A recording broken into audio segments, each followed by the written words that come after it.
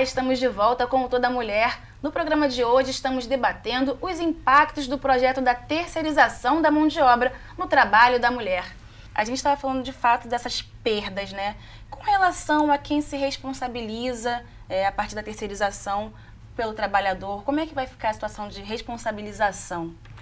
Bom, primeiro eu queria dizer o seguinte, a Regiane comentou uma coisa fundamental. Nós, mulheres, somos a responsável pela reprodução da espécie. Somos nós que carregamos as crianças, os novos trabalhadores do nosso ventre. Então, embora seja uma questão da família e do privado, o Estado e os patrões precisam que a gente tenha a substituição da mão de obra. E isso não pode ser ignorado quando se pensa exatamente, quer dizer, o papel feminino tem que ser, não é nenhum privilégio, é um reconhecimento desse papel. E você tem toda a razão. Quando você terceiriza, quando você desliga o trabalhador daquela relação necessária entre o patronado e a categoria profissional, ela, mulher ou ele, homem, mas a mulher em particular, ela fica sem pai nem mãe, vamos ser sinceros. Ela fica entregue a uma relação onde como se ela fosse autônoma, e não é. Então, essa questão é muito séria. Por exemplo, hoje no Brasil, nós temos mais ou menos 30% de pessoas que estão no informal. Isso veio desde aquele trabalhador que está lá na floresta, quase escravo, ou camelô, que não tem nenhuma relação, certo? Então, é um trabalho informal, invisível, que gira a economia, mas não está na relação. Dos outros 70%, 65% tem gente que tem carteira assinada. E os outros 20%... É bom explicar, Sônia, assim, o que é a terceirização, né?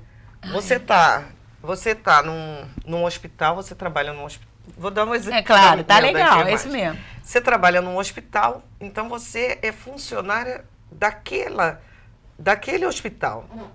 Né, daquela empresa hospital. A partir do momento que esse hospital contrata uma outra empresa e ela é que é responsável pelos trabalhadores, né, a responsabilidade toda cai em cima dela. Essa empresa, ela faz o seguinte, fali, acabou, não paguei teu salário, não te dei seus direitos trabalhistas. Com quem que fica a responsabilidade? Só que essa terceirização, a gente já chama, porque existem quarteirização. Então, o troço está, assim, a responsabilidade passa a ser de ninguém. Passa a ser de ninguém. E lá na pontinha, né, que é o produto do teu trabalho, ele fica desqualificado. Acaba desqualificando esse trabalho, porque... é tanta coisa envolvida, né? Eu posso dar um exemplo aqui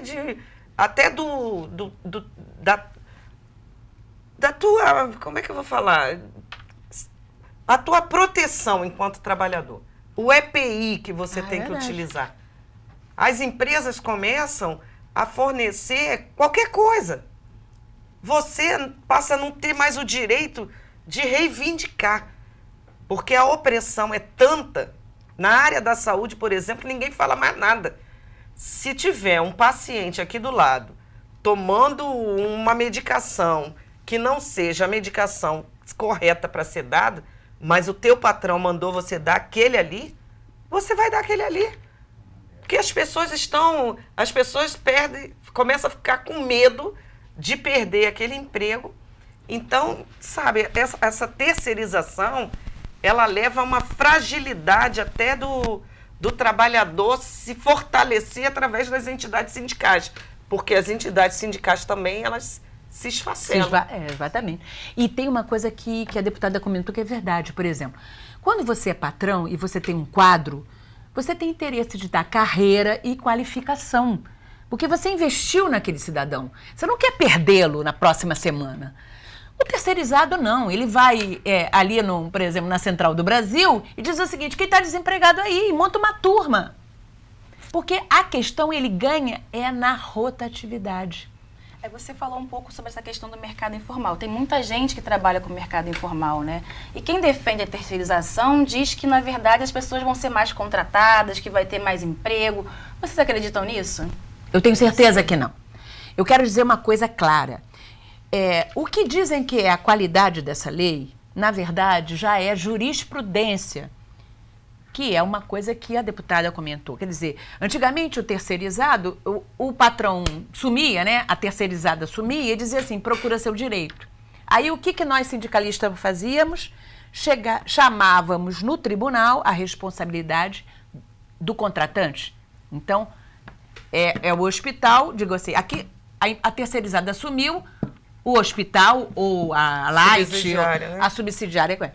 Isso já tem jurisprudência, então a lei só fez reconhecer o que já está de direito no Tribunal Superior do Trabalho. Então não tem ganho nenhum.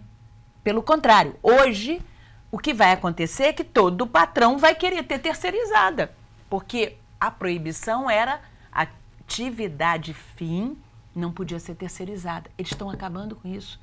Isso é gravíssimo. Significa, por exemplo, que um engenheiro eletricista, como foi a nossa entrevistada, né, não precisa mais ser da empresa, pode ser de uma quarteirizada, pode ser do meu vizinho. Que é isso, gente? Toda a qualidade de serviço, toda a eficiência do serviço vai ser diluída. É grave e é prejudicial. E é grave porque o mundo do trabalho, nós ainda não tínhamos conquistado o que está na CLT. A CLT, para muitos trabalhadores, né, ainda tinha muita coisa que não era garantido. E já vinha sendo questionada porque não servia mais para os trabalhadores. E aí o que vem, que a gente reclamava, né, da CLT, que a CLT ainda, os direitos ali garantidos eram poucos, né, do ponto de vista do que a gente luta pela classe trabalhadora. E agora a gente rasga a CLT, joga fora, porque isso aqui, se estava pouco, tu imagina não ter mais nada. Então tá muito difícil, né? Eu acho que pelo andar aí das coisas, nós vamos perder licença-prêmio, 13º, licença maternidade, licença aleitamento que nem tem. Né? Planos de saúde. Então, na verdade, é uma lei que só vai beneficiar o empresário mesmo, né? Os trabalhadores vão ficar... Sem dúvida, sem dúvida. O mundo do trabalho ainda é muito desigual. E isso já está acontecendo na Europa, por exemplo. A pessoa chega para você e diz assim, vou te contratar por X hora. Então, aquilo não te dá renda suficiente para se sustentar e, no entanto, você pode estar diluindo suas responsabilidades como patrão. Se a gente tiver ainda um tempinho... a importância do movimento sindical nisso. Né? Se você sair na rua aqui, agora, e perguntar se a pessoa é filiada a um sindicato, com certeza 90% vai dizer que não é filiada. Filiação não é o imposto sindical tirado da pessoa todo ano. A filiação significa você entender que aquele instrumento, aquele sindicato serve para a luta da classe trabalhadora. E é na rua que se tem um embate. Né? Patrão, empregado. Um quer uma coisa, o outro quer outra, pô. Então, nessa luta, com certeza, a parte mais frágil, aonde a corda arrebenta, é do lado dos empregados.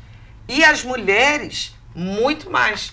Porque se a gente pensar do ponto de vista da classe trabalhadora, que os homens, né, os trabalhadores já sofrem, tem que estar na rua fazendo reivindicação para ter reajuste salarial, isso e aquilo, quanto mais nós mulheres, que além de tudo, ainda somos poucas a lutar, poucas a entender esse processo, poucas a conseguir sair de casa, né, para trabalhar, enfim. Eu acho que é muito difícil a gente tratar essa legislação, né, do nosso ponto de vista, só tem a perder. As senhoras apresentaram muitos problemas, de fato, com a lei. Vocês acham que vai ter cada vez mais pessoas brigando para ter um trabalho que, na verdade, não é tão qualificado, não é bem, não tem um bom salário, vai cada vez piorar, na verdade, as relações de trabalho e toda a questão relacionada ao trabalho, principalmente ao trabalho da mulher, né?